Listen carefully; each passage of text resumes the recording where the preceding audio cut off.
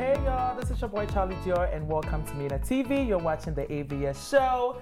Right here with me are my fabulous co-hosts. Everybody welcome to Manny, the Manny Man. We have Odera in the building. And of course, my queen right here, Yazzie baby. And of course, we are bringing you the hottest of the hottest African topics of the week.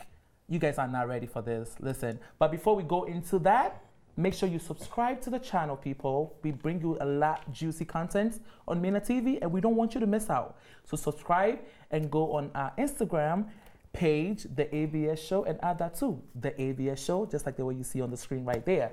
All right, so let's dig in. So the first topic, y'all, South African socialite. I don't know if you guys heard the story. South African socialite Zodwa Wabantu. Did I pronounce it right? I think so. Zodwa Wabantu has been yet again banned from another country. Oh God. And this time around, she's not allowed to go in Zambia because she refused to wear panties again. So this is what they said. So let me read a little bit of what they said. So they said, it's clear we are a Christian nation and we uphold the values of morality and ethics. As a nation, we cannot allow, someone who performs without underwear to come into the country. And it's because they claim that she's corrupting the moral values of the people. So what do you guys think about this situation? It's so ridiculous. I didn't hear about it, but thank God I didn't hear about it because this is ridiculous. Because if I'm standing on stage performing like this, how do you know if I have panties on or not? Number one. Number two. Well, you can see clearly in this picture. No, but what I'm saying is because they said they want to. They said they want to promote morality and stuff, right? But what I'm saying is if I'm fully clothed and I don't have on underwear, you're not going to know, right? Like, you're not going to know. That's number one. Number two, why did they invite her in the first place? Everyone knows she doesn't wear underwear. I'm from Ghana and I know she never wears underwear. It's part of her brand. It's part of what she sells. So at the airport was when they should have spoken to her. And once she said, I'm not going to wear underwear, they should have put her right back on the plane and put her back where she came from. But I just want to understand, what's the difference between no underwear and no bra as an artist, as a female artist? What's the difference?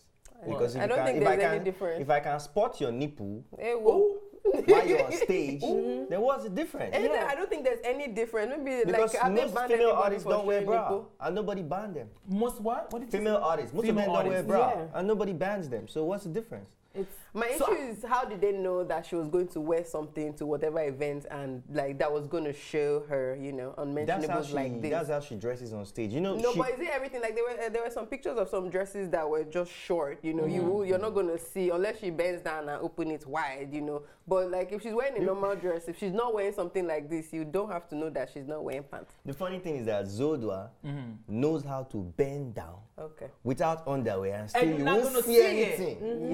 Whenever she's on stage, you see all the fans with their phone. Hey God, let me catch this thing. You're not gonna see the new. Never see. But I think so. She has mastered her craft. She has mastered her kegels. No, she wears underwear normally, but when she's on stage, she has mastered her craft. Mastercraft. So I think the difference between other artists and an African artist not wearing underwear is because they are African. Because our people, we are very so judgmental. We are very hypocrite. And I think that's what she said too. She was like, listen, I'm coming to the country. Nobody's going to stop me. I'm paraphrasing right now, but she said something to that extent and said that I'm going and nobody can stop me. So they banned her from the whole country. But didn't they stop her? Was she able to perform? She said everything has been signed so far and she's going to go. But let me ask, who are the people saying this? Is it the federal government of Zambia? So the National Guidance and Religious Affairs Minister. I beg, let me hear what. His name is Godfrida Suma Ali. And he said that she should not come to the country and stunt her stuff. So that's the word that he used. Her stuff. But I like someone that would chase her. Maybe he toasted her and she said no. He said, I would show you. She's married. Funny enough, she's married. Exactly. She is? Yeah. Oh, I didn't know she he was just married. doesn't want to see her and get tempted to do something he's not supposed to do. This is ridiculous. They need to focus on other things. You don't have to be, not everybody is Christian. Everybody has different beliefs. We're in 2018. Things are changing. This is how she wants to perform. That's how she's going to perform. They shouldn't have booked her in the first place. Simple but I'm as sure that. if she performs, she's performing for the ages of 18 and above. I don't think she's going to daycare. Exactly. She's not going to a daycare center to perform with no underwear on. And what do they mean by the stuff? Like you've not seen Nunu before. Like what is the problem? And clearly she's not a pastor because he said something about their Christian state. Exactly. Why should Christians come for the concert in the first place? And it's like, exactly. Yes, now. You like what we said last week. I hate when people are trying to like monitor celebrities, trying to sanction celebrities. Oh, don't behave this way because people are looking. Hello, everybody's their own individual. This is how I want to live my life, and like if you don't want your children to see my Ihena, just don't allow them. Hello, Kitty. I like that name. So we're gonna move on. So what do we tell Zodwa? Just Zodwa, keep doing you. I hope Zodwa. Go in the sexiest outfit that you have. Let that breeze enter very well. Exactly. Not the breeze. All right, T-Man, what do you have for us? Wow, something beautiful. Who knows our favorite Nigerian king of rap, Olamide Bado? The king of rap. Streets, king of the streets. King of the streets. Yeah. Shakiti Bobo, Whoa, science students. Olamide has finally proposed to his baby mama of 8 years. Whoa. Yeah, they've been in a relationship for 8 years. They've been dating for 8 years. She got time. She has a kid for him. What do you mean? She got time. I am not sitting around no man for 8 years. Do you know what do you mean? What do you mean? I would have been married with like 3 kids already. They have a kid. They have a very beautiful boy. Oh, please. No way. She has time. No, but sometimes, sometimes most of these celebrities, he's even one of a good example because most of them, they make it and, they break off or they break up with their girlfriend. Baba Wiz. But Olamide and a few like P-Square and the others, they keep with their day ones. Olamide has been dating this girl for 8 years. They have a very beautiful son. We call him Miliano. So Olamide calls himself Daddy Miliano. So on International Women's Day, which was on the 8th, that was also her birthday, and he decided to propose to her. So special. I don't think 8 years is that long, honestly. Because if it's not, no, seriously, if it's not broke, why fix it? They've been together for 8 amazing years. You guys are looking at it like it's 8 painful years. Exactly. It has been amazing. They have a child together. They've been living traveling. together. They've been living together. If it was so amazing, why didn't he propose when they are He has proposed now. So how long did he need to know that was amazing? Here's the question that I have. If the engagement took 8 years to have it happen, how long will the wedding take to happen? It doesn't matter. It doesn't work that way. Another 8 years. You guys are just 60 years. You guys want the title so bad. So when you go, you guys want the title so bad. So when you go to this event, you can be like, I'm married. No, it's not about that. It's about having a connection with somebody and living together, getting to know each other, traveling around. No, you should never live with somebody before marrying them. No. So why you've never done that? You've never done that. Okay, I never said I've never done it, but I learned my lesson. I'm not gonna do it again. I wouldn't do it again. No, you don't live with some because if you're already playing house. Why did you do it? Well, forget why I did. We're not talking about me. We're not talking about me. I want to relate it to why you did it. We are not the talking reason about why you did it was because the reason why you did it was probably because you love this person and you wanted to make it convenient for you to wake up in the morning and get it on pam instead of calling the person. So it's probably the same reason. Come live with me. It's easy in the morning. 8 years. I'll zoo you, and after I zoo you, I'll cook you breakfast. Okay, can I say my thought? You're not letting me say my thought. Here's my thought. First of all, I do like the fact that Olamide is settling down with his baby mother. Kudos to that. I do like the fact that he's stuck with one girl. I like the fact. I like the fact that he's a young artist and he's getting married. It sounds good. However, that 8 years part, I'm sorry, sister, I'm just not with it. I don't think it should take you 8 years and a kid to realize that you want to marry somebody. Exactly. I mean, they should have been engaged and married already. That's my opinion. If I was her or I was her sister, that's the advice I would give her. And that's my opinion, and I am sticking to it. And my advice I would give her, sister, you better not wait more than a year for that wedding, because if you're waiting more than a year for that wedding, he has the money already, he has all the resources. It should be happening already. If the wedding doesn't happen within a year, sister, you need to bye-bye. Within 3 months. People like Yazzie are the reason why people are receiving serious heartbreak in Lagos right now. So many girls in Lagos have been proposing to their boyfriends for just 2 years. Did you see that trend going on? In the mall, and they've been disappointed. Let this man be ready. Let this man prepare for the wedding. Let this man surprise you. If you can live with somebody for 8 years, so it takes you 8 years to surprise me with a ring. What you girls don't realize is that, hold on, what you girls don't realize is that you have to preheat the oven before you stick the turkey in there. Yes. Wait, Let's 30 minutes. Oven is 30 minutes. But wait, there was a thread on Twitter that I read. There was a thread on Twitter I read quite a while ago. The lady said that her boyfriend of 10 years proposed to her. Proposed to her, and she said no. And everybody, like, they had his parents call her. Her parents were talking to her like, why? Because she said, what is going to be different after this proposal? We've been living together. The relationship is going sweet, Abby. So what is marriage going to change? Exactly. That's my point. For me, I don't know if for me, Odera, it's more creepy if you meet a guy for 6 months and then he proposed. No, for me, I know several people that have been creepy. And then I personally know somebody. Yes, it is. What do you mean by that? What's love at first sight? What a lot of people don't realize love at first sight. What does that mean? Is that it's not love at first sight. It's lust at first sight. You see it and you want it. There's a time when you are mature enough to know the difference. When you've lost it, you know the difference between love and love. There's nothing like love at first sight. Agreed. You see somebody, you get attracted to the person, you see some things you like. That's lust. How can you just love somebody that you don't even know? And you know what makes me sick about all of this is the fact that he had the nerve to do it on International Women's Day. That was her birthday. It was her birthday.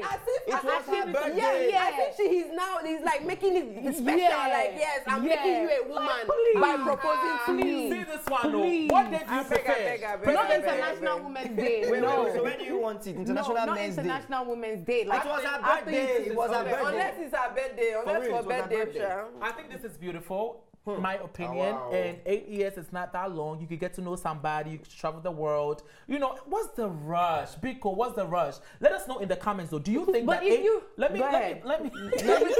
Jeez.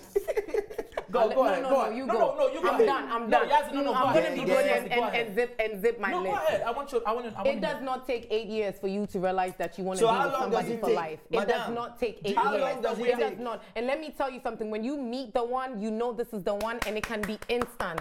I know people that are in great marriages. Because just because you're married doesn't mean you're in a great marriage. I know people that are in great marriages that met and got married in 4 months, 5 months, 6 months. I've met a couple that met and married in a week. But you know that and they've been married for 15 years. Not even people change. Please, it does not take. We should not sit on this platform and make it seem to our young women that it is okay to date a man for 8 years, 10 years to get married. No, you should know your self-worth. To date a man for as long as you two believe you are meant for each other. There's no time limit. Do you know what it signifies? There is no time limit. Leaving a girl unengaged for 8 years. It means like, I'm not sure. Let me just let me leave room. And imagine you have a kid with him. Odera, imagine you have a kid with him. Imagine you live with him. Imagine this man is your whole world, and God forbid he dies. And because you're not married, his family can come and take everything. So that's because it's the truth. That's the only difference between the only difference between marriage. No, because she has a kid for him. She has a kid for him. The only difference between marriage and relationship is the fact that legally you're bind to the person. Besides that, there's no other difference. It's the only difference. People, do you agree with Yazi, or do you agree with Odera or the money man? Do you think 8 years is too long? Nobody agrees with you. I know that. Let us know in the comments. Okay, all right, so we're going to move on to Odera. What is going on? With Daddy Freeze? Daddy Freeze. Yes. So Daddy Freeze has pronounced himself the leader of the Free Nation in Christ. Free the Sheeple. Okay. Yes, it's a hashtag Free the Sheeple. So his movement is centered around against the prosperity doctrine. Explain. Okay, so the prosperity doctrine is who is he, first of all? Daddy Freeze is a Nigerian OAP. He's been on Cool FM for the longest time. He's really cool, has the best voice, very fun. So he's cool and he's on Cool FM. Oh my God. All right, go ahead. So he recently started preaching.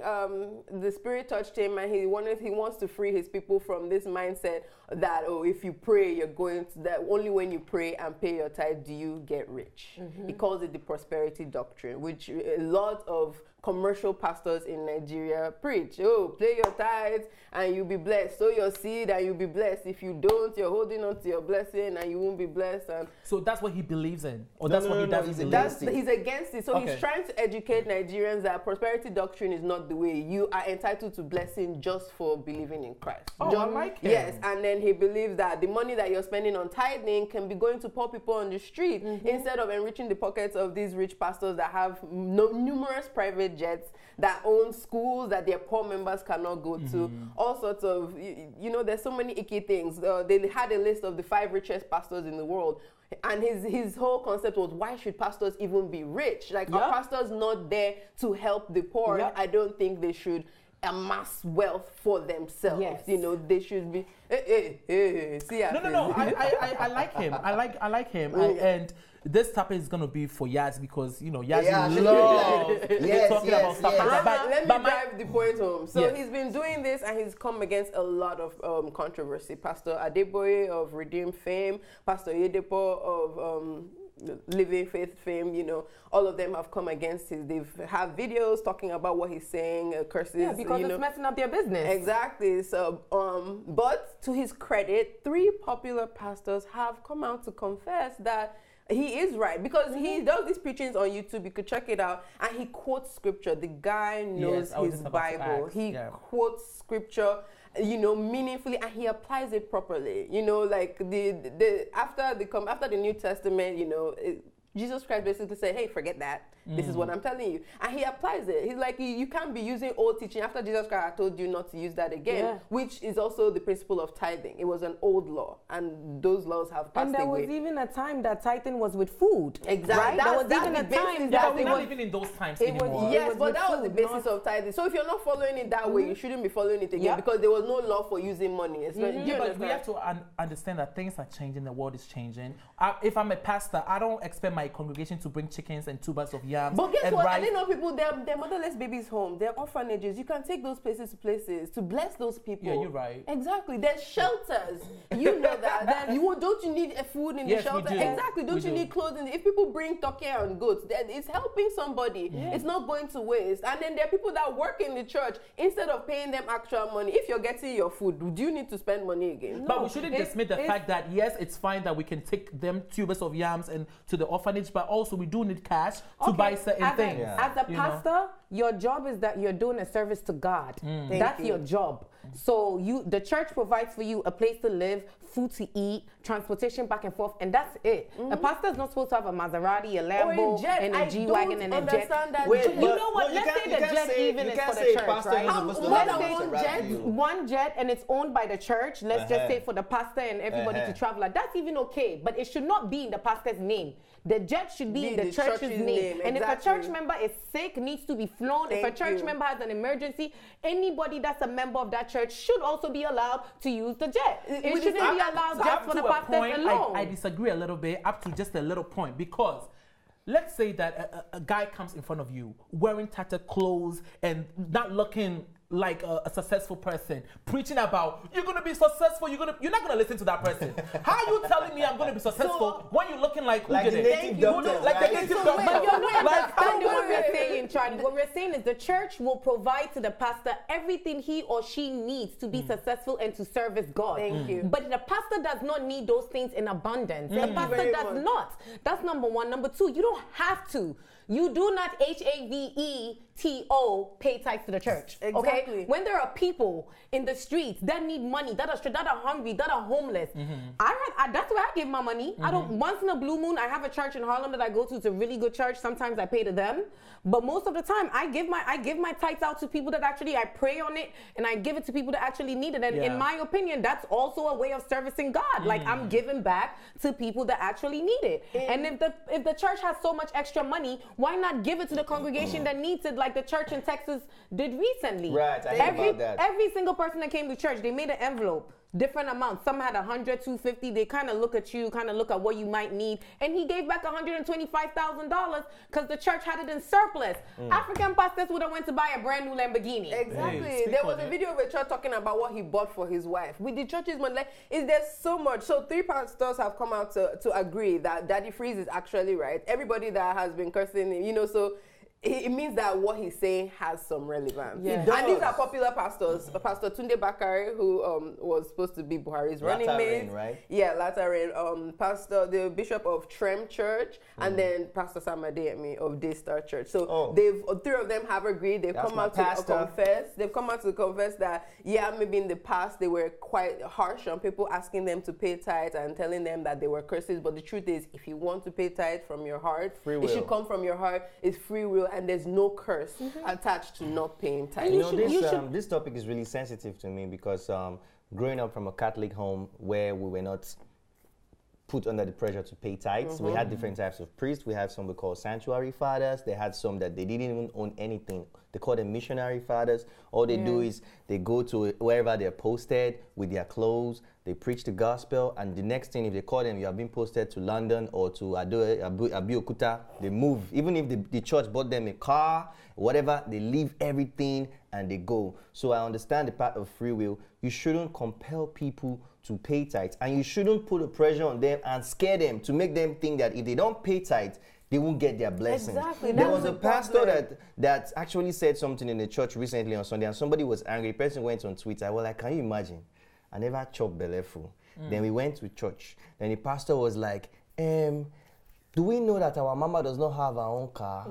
Which is the pastor's wife. So he said they want to buy a new car for our mama. And the pastor alone has like 4 cars. But now he wants the church to bring money to buy a car for Mother in the Lord. Now, wow. Let me tell you something. Yes. But I want to speak to what you were saying about Tata. Now, nobody is saying that these pastors should be dirty, should be wretched. Do you understand what I'm saying? They're wealthy. Why are you wealthy when people are hungry? There's a difference between wealth and contentment. I don't believe you need things in abundance. Like you were saying, if you have your iPad, if you have your phone, if you have your laptop, if you have your food, 1 car, even that jet, you can take that jet when you need to travel. Do you need more than one? Do you need a luxury car? In Nigeria, that the road is bad. Why are you driving luxury car? Especially, hold on a second. Forget that poor people exist. But most of these pastors, more than half of their congregation are poor. And they will send their congregation members to their schools. That's another thing. Like you're talking about the money. They have schools, and those schools are private, expensive schools, and they want people to. And I know the way they chase. Shame on all of them. I have friends that went to some of those schools. I know the way they chase them for their school fees. They're not even giving. They will like relentless. Listen, to the point that if you even commit an infraction in some of those schools, because they're like glorified secondary schools, they charge you. Like you've committed offense, so you are being charged. You actually pay money for breaking a rule. Like it's crazy. So to sum it up, to sum it up, like the Old Testament, what it preaches is bring your harvest, bring your tithes to the house of God, right?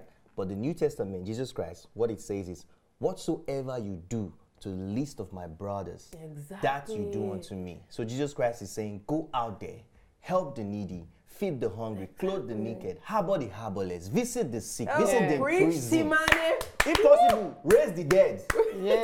That you do unto me. So that's, to me, that's just the solution. You're absolutely right, T-Money. Absolutely. All right, so we're going to move on to the next topic. Oh my God, this topic, I'm going to dig right into it. President Buhari of Nigeria came to Ghana on March 6th for Ghana's Independence Day event and said that he's going to help Ghana combat corruption. The chief, let me faint. Corruption. Can you repeat that again? Because this is funny. Hold on. President Buhari of Nigeria. Nigeria, that ranked 148 in transparency out of 180.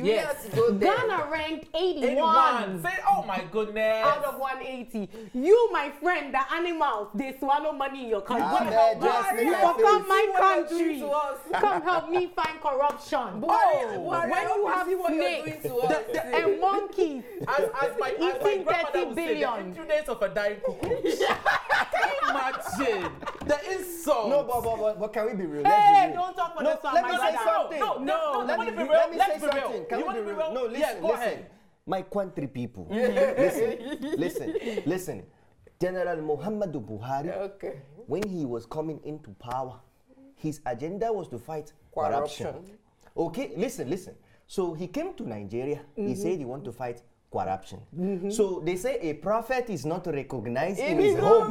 So he wants to help Ghana fight corruption so that Nigerian people will know that he is valuable and he can fight corruption. He turned Indian because Buhari is talking nonsense. He turned into an Indian accent.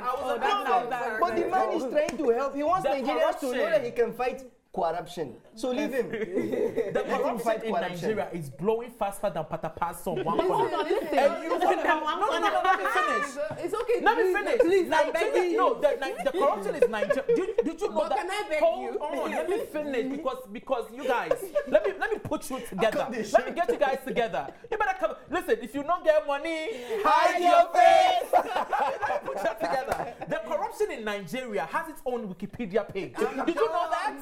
Did you know that the corruption in Nigeria started pre-independence? Even before you guys had your independence, there was corruption. And every administration since then up to now is still suffering. And you want to help us? The impudence of a dying cockroach. My grandmother would say. Let me tell you.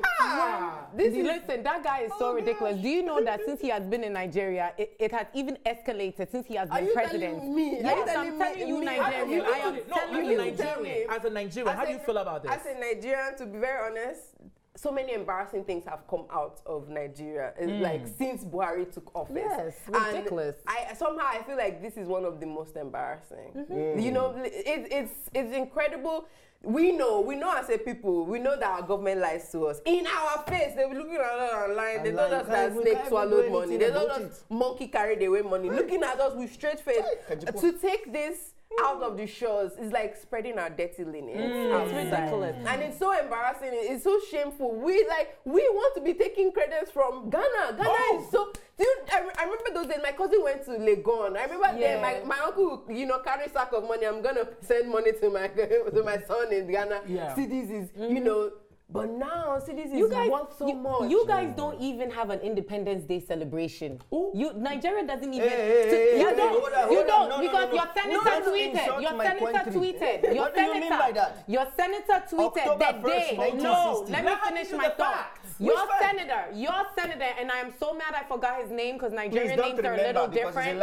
A senator tweeted the day we were having our independence celebration that he feels so sad as a Nigerian that you guys don't even do a big celebration of it. You guys don't do it anymore. He said that you guys have lost the culture. No, it's this Buhari tenor. Everybody is sad. Nobody's interested in celebrating. Because there's nothing to Nigeria, we're 20 billion. Do you know that a governor was fired in 2014 because 20 billion just went he couldn't account for 20 billion. So the country's owing 20 billion, but Davido has 30 billion. No, the country $20 billion. No, the country is not owing 20 billion. The governor made away with 20 billion and he cannot even account for the money. For it. $20 billion. When we're calling billion, it's in dollars. Yeah. Davido's own is in naira.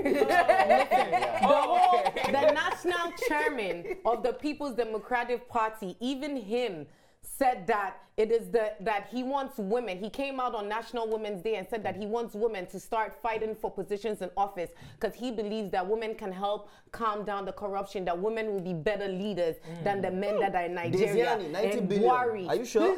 Don't look for my trouble with that. Don't even start a different discussion with that, okay? Don't start a different discussion with that because Diziani has not started stealing what Abacha stole. Just don't look for my trouble. First of all, those are trumped up charges. Prove it. If Diziani made away with that money, prove it. How much is Nigeria's budget that she's going to make away with that? Do you know what happens to the economy? When they talk about don't bring up Diziani when they talk about money like that, when they Diziani's younger sister, I'm sorry, I'm sorry. You guys need to read the facts. You just want to call a woman. The guy will slap me. When they talk about money like that, it doesn't happen overnight now. It's accumulated. It's not possible. It's like you need to look at the figures, look at the money allocated to Nigeria, and then ask yourself if it's feasible. It's feasible. Anything can happen in Nigeria. Anything is possible. West makes full of money. And you know what I think? I just have to end with this. Happy Independence, Ghana.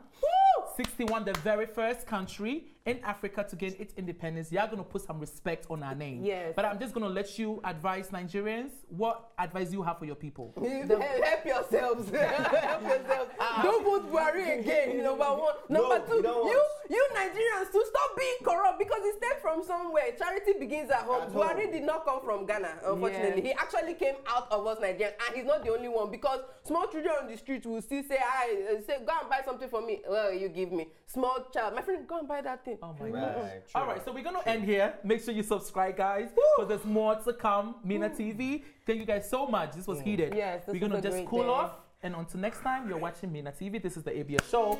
Bye, y'all. Thanks for watching. And if you liked this episode, don't forget to subscribe, like, and share. See you next time.